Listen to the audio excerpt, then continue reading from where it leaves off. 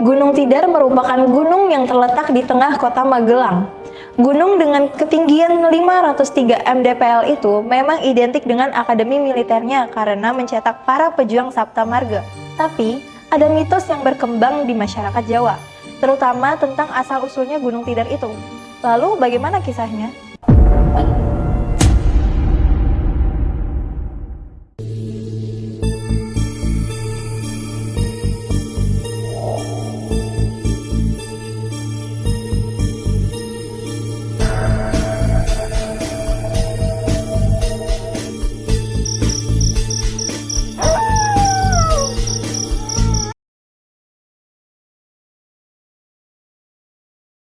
Hai Sourcers, selamat datang di channel Klik Source.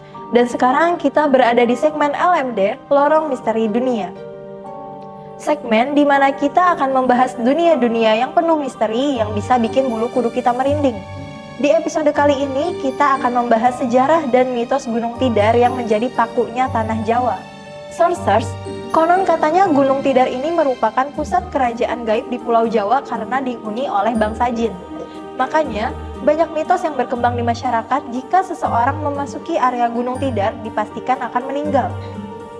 Dari sinilah latar belakang nama Gunung Tidar itu muncul. Menurut salah satu versi, katanya Tidar itu merupakan singkatan dari mati dan modar, yang artinya kalau tidak mati ya modar atau mampus. Nah, kalau sejarahnya sendiri nih Sourcers, dikisahkan kalau tanah Jawa itu dulunya belum kokoh dan masih terombang-ambing di samudera.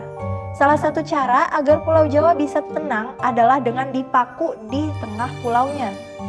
Namun, lokasi tengah pulau itu dijaga dan dikuasai oleh makhluk jahat yang barang siapa datang ke lokasi itu, maka sudah dipastikan ia akan mati. Akhirnya, kekosongan Pulau Jawa itu terdengar hingga ke telinga Sultan Turki. Ia lantas mengutus seseorang untuk bernegosiasi dengan penguasa tanah Jawa pada saat itu, yakni Kiai Semar. For your information, Kiai Semar adalah sosok jelmaan dewa golongan putih. Dikisahkan, utusan Sultan Turki itu menginginkan 3 keinginan, yaitu memindahkan jin, membawa penduduk supaya Pulau Jawa memiliki penghuni, dan tentunya menyebarkan agama Islam. Singkatnya, utusan Sultan Turki dan Kiai Semar berhasil mencapai kesepakatan. Namun, dengan catatan Kiai Semar tidak mau ada paksaan agar para penduduk beragama Islam dan tidak boleh meninggalkan adat istiadat orang Jawa. Akhirnya, utusan Sultan Turki itu membawa sekitar 20.000 penduduk untuk mengisi Pulau Jawa. Kiai Semar pun diangkat menjadi lurah bernama Ki Lurah Bodronoyo, sedangkan utusan Sultan Turki itu diketahui bernama Syekh Subakir. Nah, menurut versi lainnya, diceritakan jika jin-jin yang masih tinggal di Gunung Tidar dan sebagian manusia di sana memiliki ilmu kanuragan. Para manusia yang memiliki ilmu ini pun menjadi sakti lantaran bersekutu dengan jin. Syekh Subakir pun berniat menyucikan Pulau Jawa dengan menyebarkan agama Islam, termasuk berperang melawan bangsa jin agar mengembalikan fitrah umat manusia saat itu. Simpelnya, Syekh Subakir mau manusia saat itu jangan lagi bersekutu dengan jin, termasuk menghilangkan ilmu-ilmu supranatural tadi. Syekh Subakir akhirnya menancapkan tombak raksasa di Gunung Tidar dan membuat para bangsa jin terusir dari Pulau Jawa. Sebagian dari mereka ada yang melarikan diri ke wilayah utara Jawa dan juga selatan Jawa.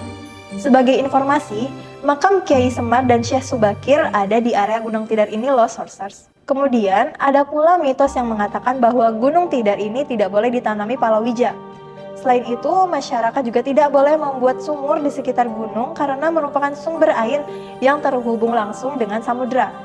Nah, itulah bahasan LMD Lorong Misteri Dunia episode sejarah dan mitos Gunung Tidar. Jika Sourcers punya pendapat atau pandangan berbeda, silakan tulis di kolom komentar ya. Jangan lupa untuk like dan share video ini kalau kalian suka.